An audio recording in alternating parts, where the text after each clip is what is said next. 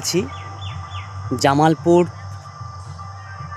বিধানসভার অন্তর্গত পারুল নামক একটি গ্রামে। তো আমি এখানকার যা টিএমসি যা অত্যাচার বুঝলাম, সত্যি আমরা তো অনেক ভালো জায়গায় থাকি, কিন্তু আজকে এখানে যেটা এসে জানতে পারলাম, বলছে নাকি 2011 থেকে 2026 পর্যন্ত একটাই ছিল প্রধান আর একটাই ছিল উপপ্রধান। বলছে কোনো রকম চেঞ্জই হয়নি। আর একটা বিষয়, মানুষ এখানে প্রচুর ভয়ে থাকে। এখানে মানুষ ভয়ে মুখ খুলতে পারে না, মুখ খুললেই তাকে মেরে দেওয়া হয়।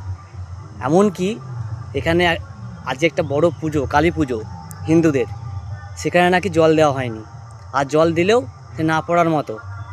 আজকে বাড়ি থেকে এক সদস্য আমাদেরই ফোন করেছিলেন, ফোন করে বলছে আমি এখন হসপিটালে। বলছে আর কি কেউ নেই? বলছে না। বলছে তাহলে আপনারা হেড অফিসের নাম্বার দিন, তাও কিন্তু দেয়নি। তো এখানে মানুষ ভয়ভীত, এবং এরা কেউ মুখ খুলতে পারে না, শুধু নিজের জীবনের ভয়ে। তো আমি ভারতীয় জনতা পার্টির যেসব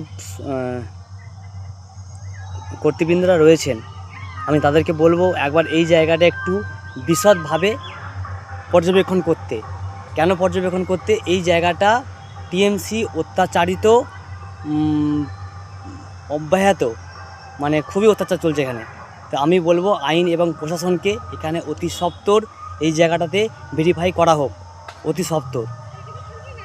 তাই বলছি, ভারত মাতা কি জয়, জয় শ্রীরাম, রাম রাম।